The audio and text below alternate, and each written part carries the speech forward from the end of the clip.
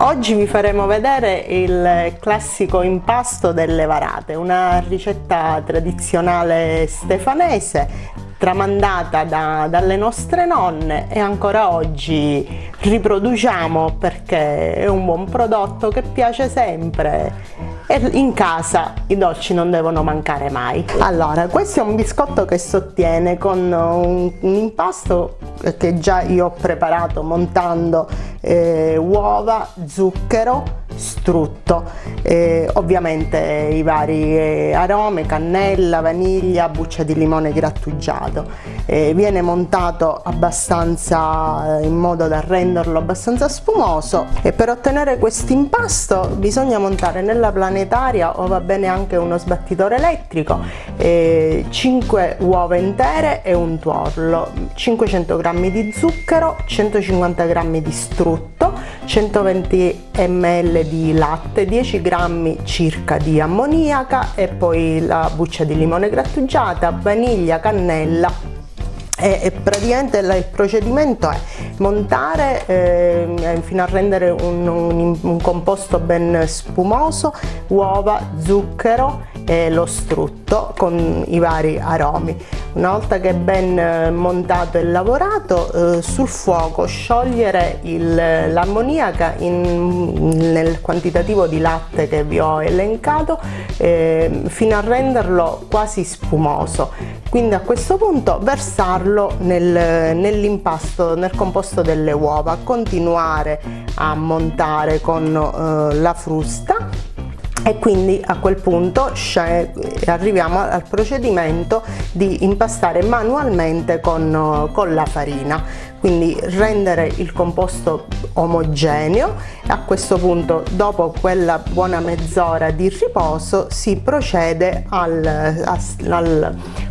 ovviamente con il mattarello a stirare l'impasto in una sfoglia non troppo sottile ma nemmeno troppo spessa e poi con i vari stampini e modellini vari si procede alla lavorazione di questi biscotti nostri tipici.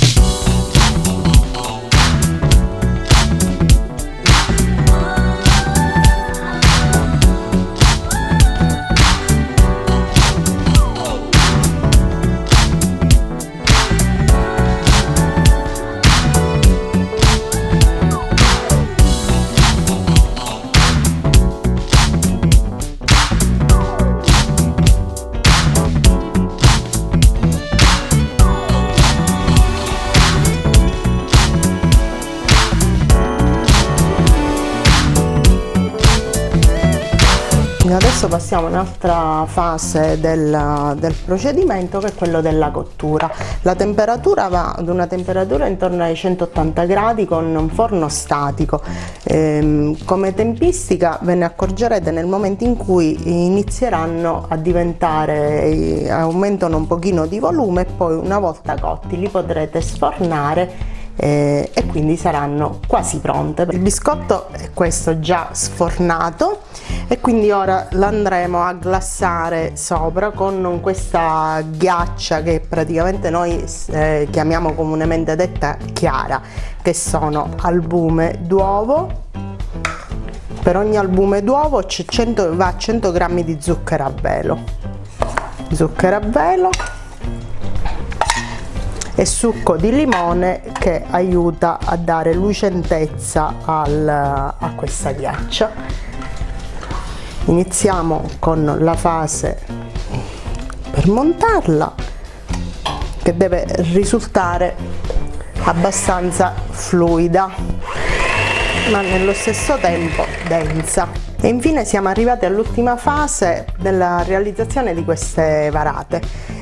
Ovviamente come vi ho fatto vedere prima, abbiamo montato gli albumi con lo zucchero a velo e il succo di limone, abbiamo ottenuto questa consistenza abbastanza densa, abbiamo spennellato i biscotti, messo sopra le codette di zucchero colorate. Una volta che vengono spennellate tutte andranno in un'ultima fase di forno, dove la temperatura non deve essere più alta dei 120 gradi, con lo sportello a spiffero. Il tempo che si asciuga questa ghiaccia, il biscotto è finito e quindi la realizzazione è stata ultimata.